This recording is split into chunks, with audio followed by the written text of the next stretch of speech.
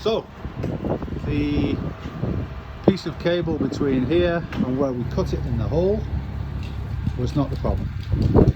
So we can see that it goes in conduit down there. Just make out the white conduit. Goes underground to the other side of the patio. We daylighted a hole down there. So look to see how far the conduit goes. And now we know that the conduit is there, but it continues through here towards the edge of the property line where this gentleman is now marking out where he thinks the line is.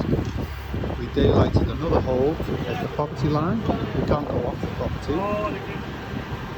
At that end, there's just a buried cable. So the conduit does not go all of the way to the property line. We can't pull from the property line the cable right to the conduit because the conduit is ending somewhere along this where the pin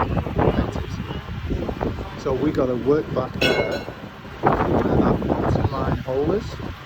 Back to where we find the cable goes into the conduit, and then we can put a new piece of cable in buried underground, and then from wherever the conduit starts right the way through back up to the meter base. And that's taken